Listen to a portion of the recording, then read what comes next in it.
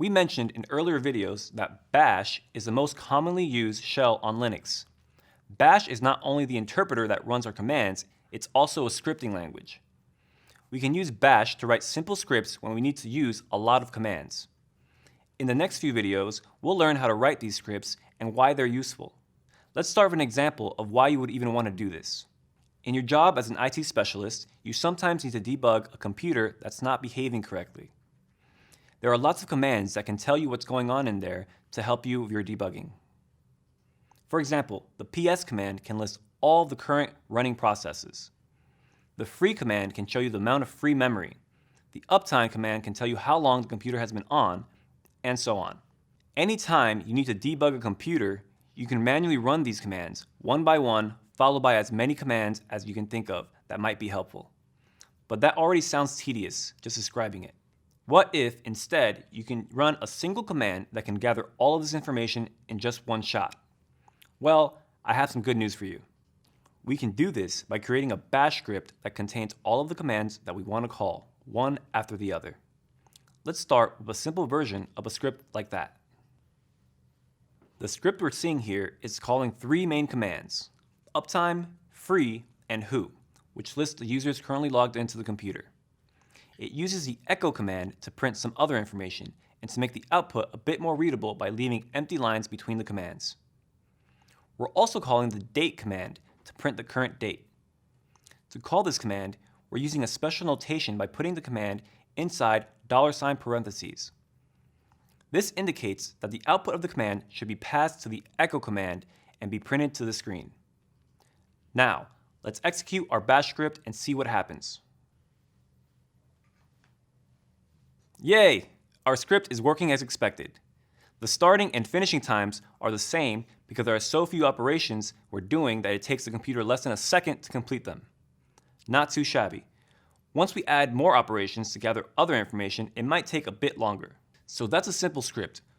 We can keep adding more and more commands to it to make our information gathering command get everything that's relevant for debugging. Now see that as the script is written right now, there's one command per line. That's a common practice, but it's not the only way. We could also write the commands on the same line using semicolons to separate them. Let's see what that looks like.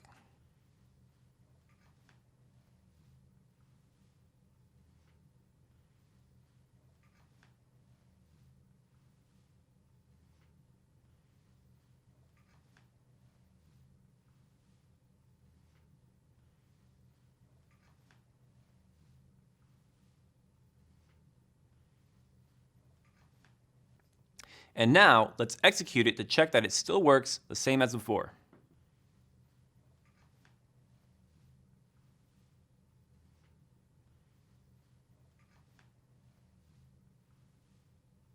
Yep, still working as expected.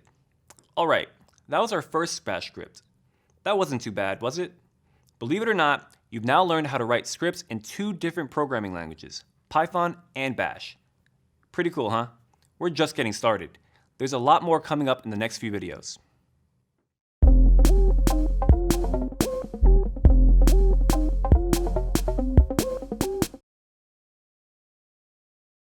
Like we said in an earlier video, Bash is a fully powered scripting language, not just a way of executing commands one after the other.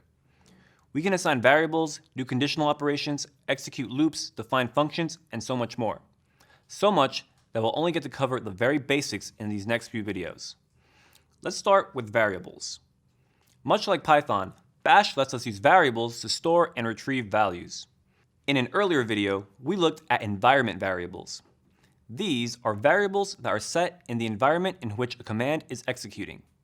We mentioned that we set these variables using the equals sign. And when we want to access the value of a variable in Bash, we need to prefix the name of the variable with the $sign. On top of the predefined environment variables, we can also define our own variables for our scripts. To do that, we just assign a value to the name of the variable that we want to define.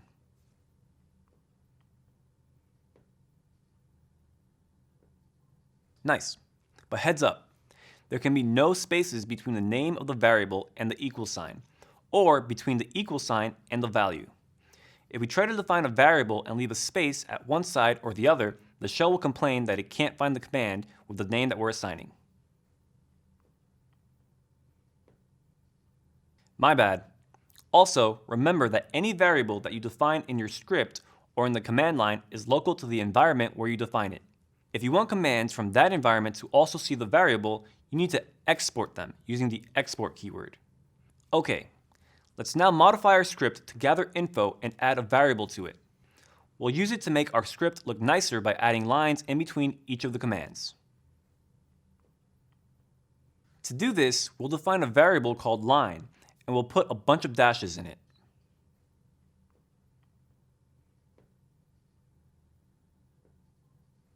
And now, instead of leaving empty lines, we'll print this variable to separate our commands.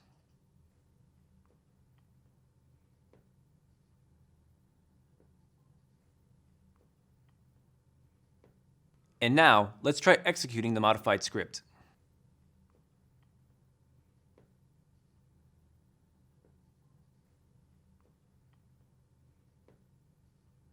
Perfect. There you have it. We've set and used a variable in our bash script. Let's move on to another interesting feature available in bash called globs. Globs are characters that allow us to create lists of files. The star and question mark are the most common globs. Besides being extremely fun to say, globs, using these globs lets us create sequences of file names that we can use as parameters to the commands we call in our scripts. You've probably come across them before, but let's do a quick recap of how we can use them. In bash, using a star in the command line will match all file names that follow the format that we specify. Let's check out a few examples. We can see that when we write star.py, the shell turns it into a list containing all the file names that end with py in the current directory. We can also put the star at the end of an expression to get the list of all files that start with a certain prefix. In this case, we get all the files in the current directory that start with the letter C. We can also use a star with no prefix or suffix, which would match all the files in the current directory. Alternatively, the question mark symbol can be used to match exactly one character instead of any amount of characters, and we can repeat it as many times as we need. For example, we can get the Python files with 5 characters in their name by using the 5 question marks together.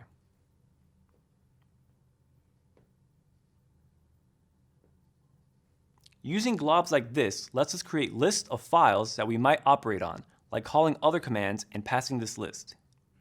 If you want to use this functionality in Python, it's available through the glob module. That might sound like something an alien might say, but it's actually pretty powerful. And of course, there's a lot more we can do with bash scripting. Coming up in the next video, we'll talk about conditional execution.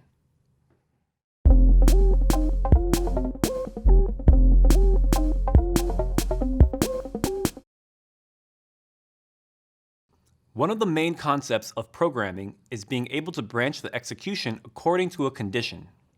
In other words, making our program behave in different ways depending on one or more values. In Python, we use the if block, and the condition is an expression that has to evaluate to true or false. In bash scripting, the condition used is based on the exit status of commands. Do you remember what we discussed earlier about the exit status of commands? We mentioned that we check the exit status of a command using the $question mark. And we called out that in bash scripting, an exit value of 0 means success. This logic is used by the if operator in bash. To create a conditional expression, we're going to call a command, and if the exit status of that command is 0, then the condition will be considered true. Say we wanted to verify that the /etc/host file contains an entry for 127.0.0.1, which it should. Knowing that grep will return an exit status of 0 when it finds at least one match, and different than 0 if it doesn't find a match, we can use it to do this verification. Check out this script. Let's look at the syntax of the if block. We start with the if keyword followed by the grep command that we'll use to check for success. At the end of the command, we have a semicolon followed by the word then. After that comes the body of the conditional. Make sense? We're using indentation like in Python. This is a good style choice and it makes the code more readable, but it's not mandatory in Bash.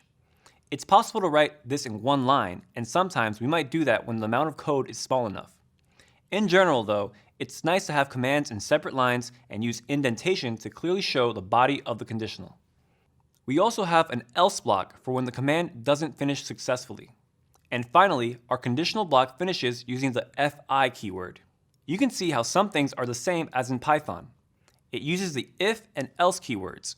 It checks the condition and branches the execution according to the value of the condition.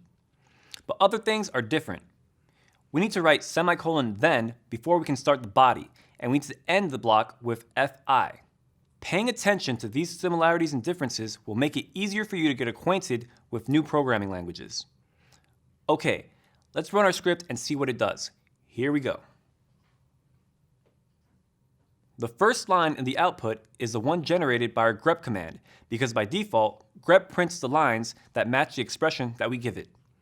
The second line in the output is the one that was generated by our script. So, in this case, the grep command called by our script found the line in the file and exited with a value of 0. So our script said that everything was okay.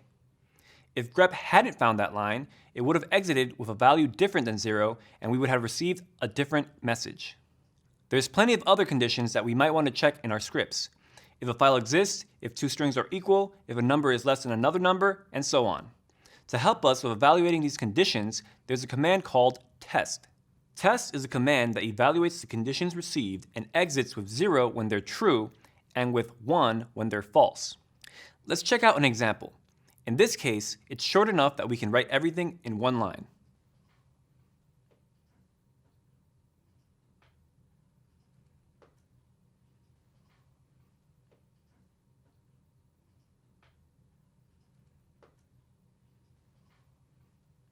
We're using the -n option for the test command, which checks if a string variable is empty or not. In this case, path isn't empty, so we get the message. Using the test command like this is so common, there's another way of writing it, which looks more like other programming languages. It's something like this.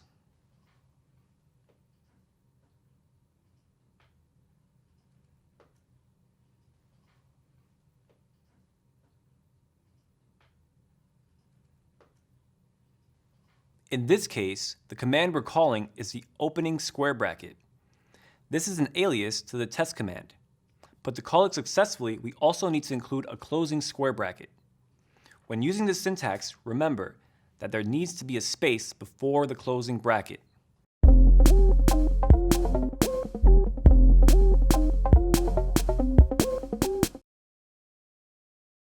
Let's take a moment to quickly recap everything you've learned so far in this module. We started by looking at some of the most common Linux commands. You learned about redirecting streams, pipes and pipelines, and signaling processes. Then you got your first taste of the Bash programming language, including how to create a script, use variables and globs, and perform conditional execution. That's a lot of new interesting concepts that will help you get the most out of the systems that you work with. But we aren't done yet. Let's dive into some more advanced Bash concepts before we wrap up this module. Are you ready? Good, let's do it. Bash provides similar looping structures to Python. We can iterate while a condition is true using a while loop and iterate over a list of elements using a for loop.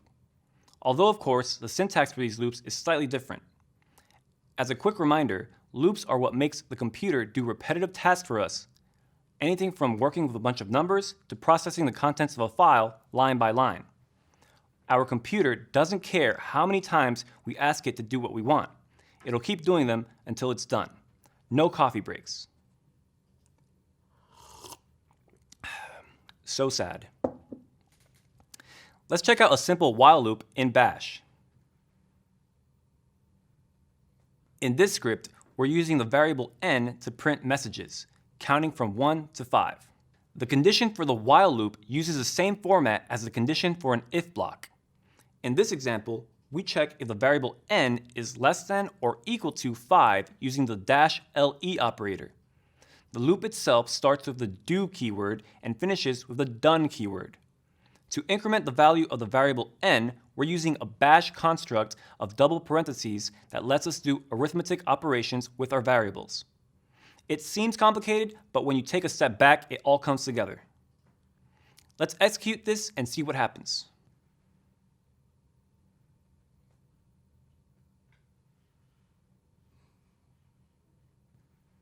Okay, so that works. But what about making our loop a bit more interesting? When using while loops in bash scripts, it's common to have a loop that retries a command a number of times until it succeeds.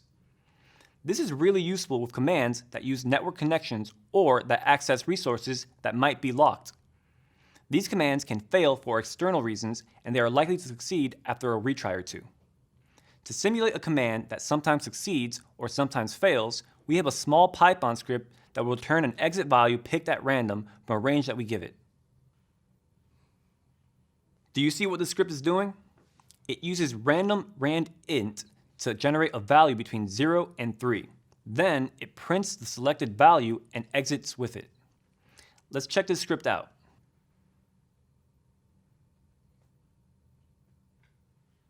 Cool, so we see that we get a value in the 0 to 3 range. Which value we get will depend on each call. That's okay.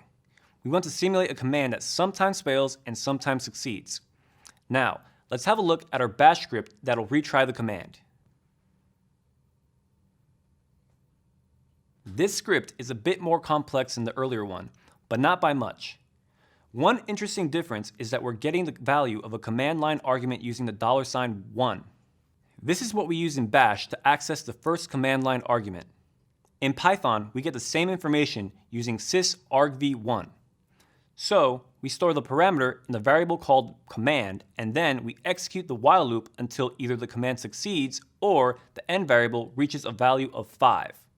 In other words, if the received command fails, we'll retry up to 5 times. In the body of the while loop, we first sleep a few seconds, then increment the variable and print the number of retry attempts. So why do we call the sleep command? This is no time for rest. The idea here is that if the command we're calling is failing due to CPU usage, network, or resource exhaustion, it might make sense to wait a bit before trying again. So the more we try, the more we wait. We need to let our computer catch a breather and recover from whatever is making our command fail. In our simulation, the command fails randomly, but this retry script works with any other commands that could fail for a wide range of reasons. To try this out, we'll need to call our retry script with the random exit command as a parameter, like this.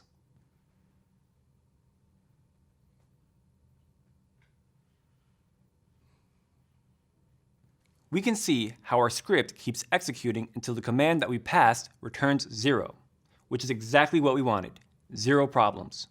This last example is a real-world use case for while loops in bash and includes a few more advanced topics. So it can definitely feel complex. But don't let that stop you. Rewatch this video as many times as it takes and practice the scripts that we covered.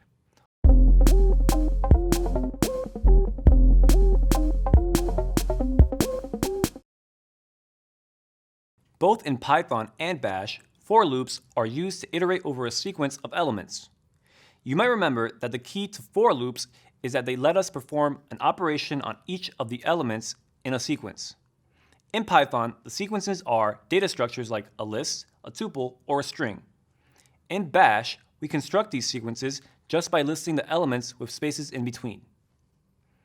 Let's check this out using a very simple example. In this case, we're iterating over 3 different elements that have the names of fruits. See how the for loop uses the same do-done structure that the while loop used before? Now, let's execute this script and check that it does what we expect it to do. Alright, that seems simple enough, but it's low-hanging fruit. Tasty for sure, but not that useful.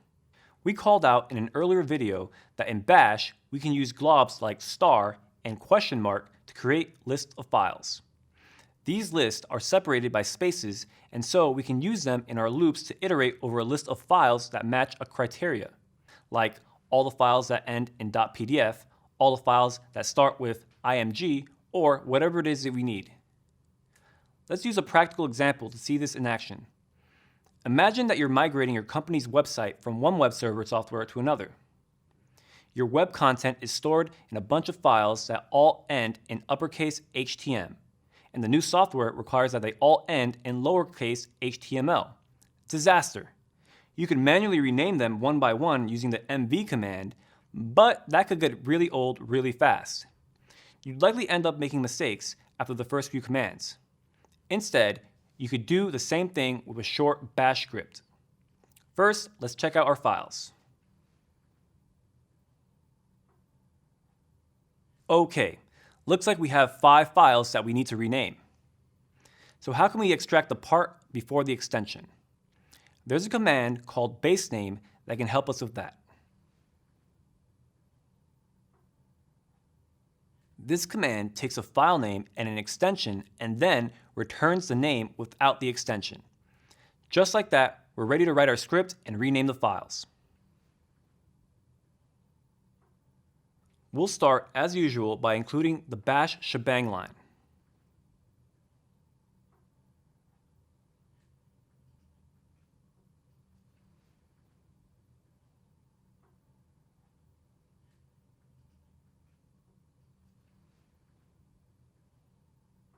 Our script will iterate with a for loop through all the files that end with .htm. So,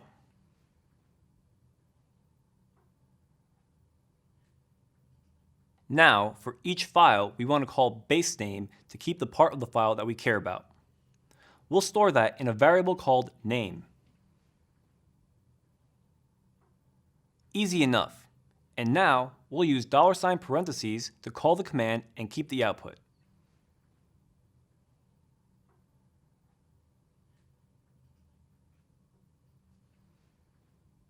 We're surrounding our file variable with double quotes to allow the command to work even if the file has spaces in its name. This is a good practice in bash scripts when dealing with file names or any variables that could include spaces. Now, we'll call the mv command with the old and new names.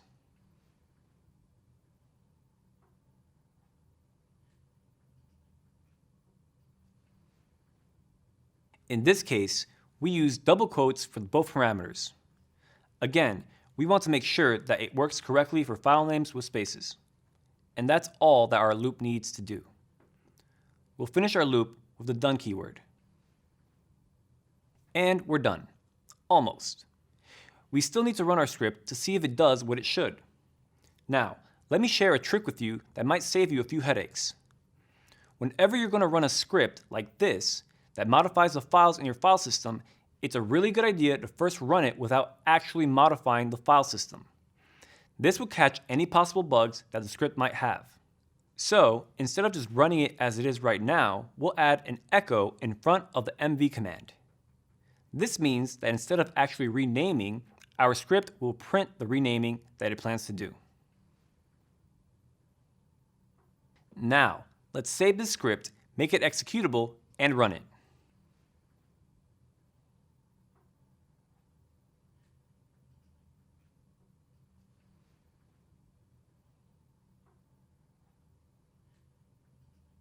Excellent.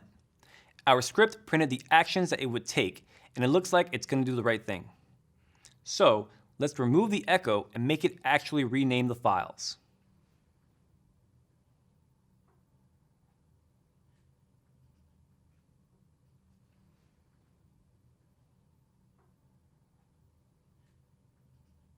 This time, it didn't print anything. That's expected, because these commands don't print anything when they succeed. Let's check that our rename worked by listing the contents of our directory.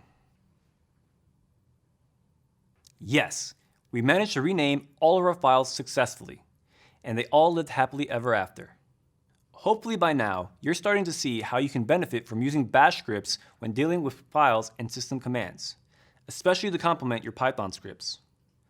Up next, we'll use all this bash scripting knowledge to solve an interesting system administration challenge.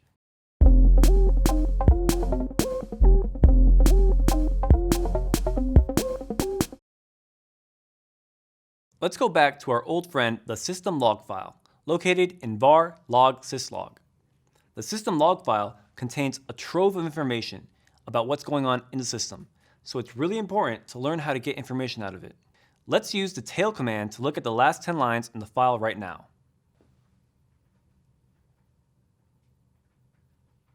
The log lines we see follow a similar pattern. First, they include the date and time of when the entry was added to the file, then the name of the computer, then the name and PID of the process that triggered the event, and finally, the actual event that's being logged. Take a second and look at those lines. Say that we had a computer that was under significant load, but we didn't know why. And to find out, we wanted to check what events are being logged the most to our syslog. To do that, we need to extract the part of the line that has the actual event without the date and time. We could use a command called cut to help us with that. This command lets us take only bits of each line using a field delimiter. In this example, we can split the line using spaces. That would look something like this.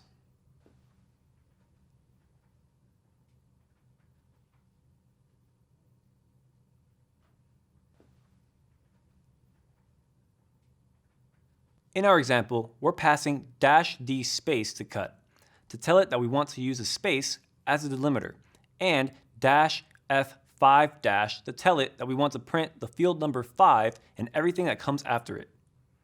With that, we remove the date and the name of the computer, keeping only the process and the event message. Snip, snip.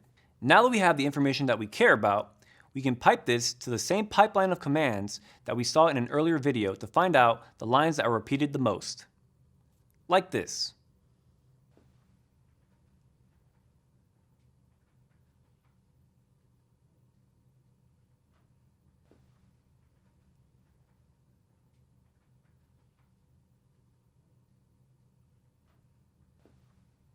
As you can see, we've chained together a bunch of commands so that we get the most repetitive lines in our syslog file.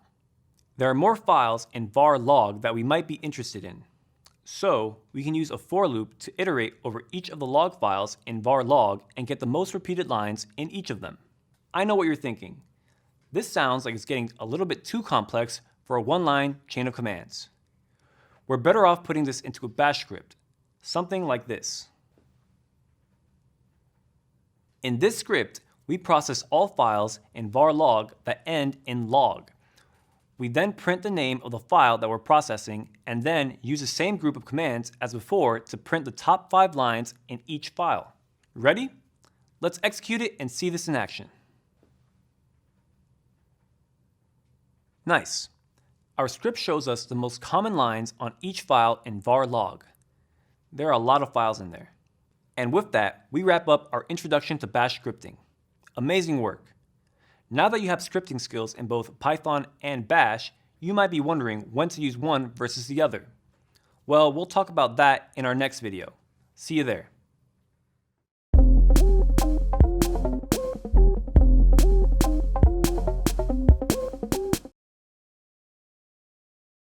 As you can probably tell by now, there's a lot of interesting things that we can do with the system commands. We've come across a bunch of different commands that can help us operate with files and processes and get more information about the computer, process the contents of files, and all sorts of other things. By using bash scripts, we can very quickly turn a command that operates on just one file into an automated script that handles 1,000 files. Pretty powerful, right? As we saw with our log file examples, there's a bunch of terminal commands that provide text processing functionality. Plenty of them also support regular expressions, allowing us to do some very advanced processing of the data in our files. When these commands are linked together in a data processing pipeline, they can become a powerful tool for processing text data. They can give us the information we're looking for quickly without the need to write a full script. But you know what they say about great power. We need to be careful not to abuse this because it can quickly become unreadable. Take a look at this example.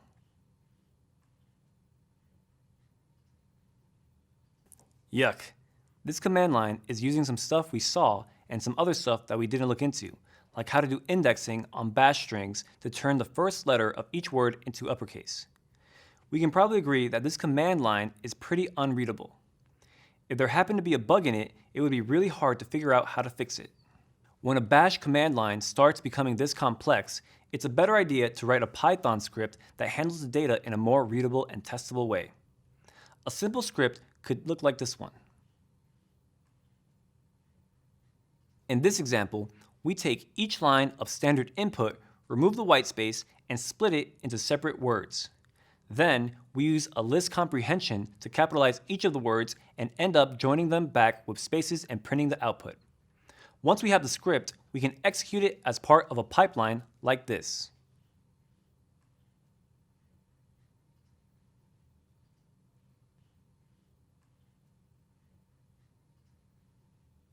So, it's a good idea to choose bash when we're operating with files and system commands, as long as what we're doing is simple enough that the script is self-explanatory. As soon as it becomes hard to understand what the script is doing, it's better to write it in a more general scripting language like Python. Bash scripts aren't as flexible or robust as having an entire Python language available, with its many functions to operate on strings, lists, and dictionaries. There's another gotcha when it comes to bash and Linux commands, and it's something that we've said before. Their availability depends on the platform that we're using. Some commands might not be present on certain operating systems. Writing a bash script can get the job done very quickly on a Linux machine, but it won't work on a Windows machine. There, we'll need to write the same script in PowerShell. So, if the task that you're trying to accomplish is limited to the current server or fleet of servers, all running the same operating system, a simple bash script can get the job done. But if your code is complex, or you need it to work across platforms, you might be better off using the Python standard library, or other external modules that provide the same functionality. Last thing, there are lots of situations where either a bash script or a Python script might solve the problem just fine. In those cases, you can choose whichever one you feel more comfortable with. Pick your poison. Hopefully, this is all starting to make sense. Whether you choose to write a bash script or Python, both of these skills are going to serve you well in an IT environment.